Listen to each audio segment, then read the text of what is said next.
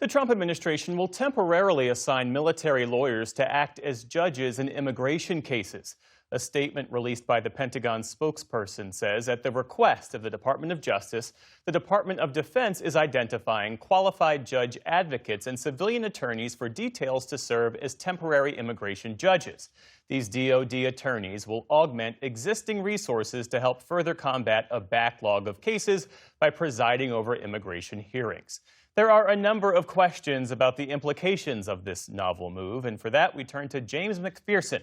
He was the Undersecretary of the Army during the first Trump administration and also had a 25-year career in the Navy, where he served as that service's top lawyer in uniform. Thank you for being with us. And before we get to the implications, I have to ask, in your view, is this legal, the expansion of the U.S. military into a civilian judicial process?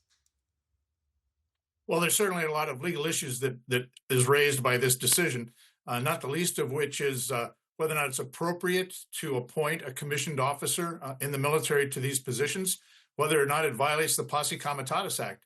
There are some old Office of Legal Counsel opinions out of the Department of Justice that indicate it is legal, but in a very narrow sense. And whether that narrow sense is met by appointing them as temporary immigration judges is yet to be seen.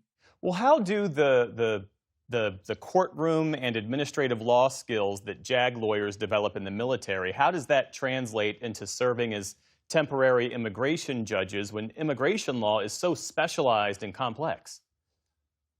As you said, it is very specialized and complex. And what's very interesting is Thursday of last week, the Department of Justice changed the rules with regard who's qualified to be a temporary immigration judge. Prior to Thursday of last week, it required that they be a retired immigration judge or retired administrative law judge or have 10 years experience in practicing immigration law. As of Thursday of last week, the new rule is any licensed attorney can be appointed as an temporary immigration judge. I think if a JAG is assigned to that, they will come to it with the skill set that they have as an attorney. But they're certainly going to need to have some training, have some time to learn the various intricacies of immigration law, because as you said, it's a very specialized practice area. And NPR is reporting that these military lawyers will receive some 2 weeks of training. There is this question, though, could their dual role as members of the armed forces and now as adjudicators of civilian immigration cases, will that raise questions about their independence and partiality? It certainly could raise questions along those lines.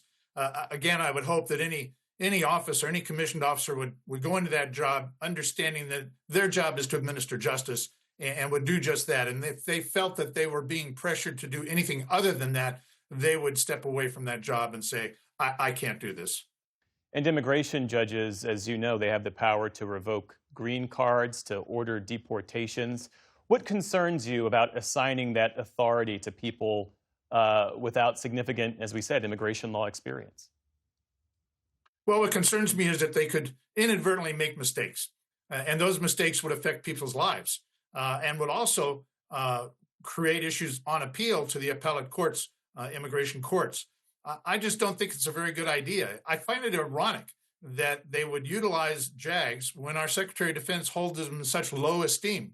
Indeed, during his Senate confirmation hearing before the Senate Armed Services Committee, he referred to uniformed military attorneys in very derogatory and quite obscene terms. I'm surprised now that they view them as having this skill set so that within 2 weeks they can learn this intricate area of law.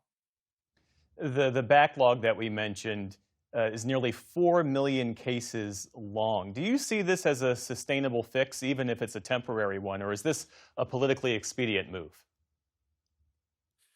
I don't think that it's attainable to get through that backlog. As you said, in January, when this administration came into office, there were over 4 million cases pending. There are authorization for 600 immigration judges.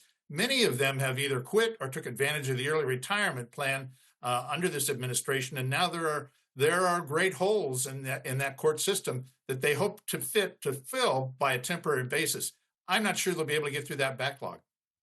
James McPherson, thank you so much for sharing your perspectives on this late-breaking news. We appreciate it. Thank you.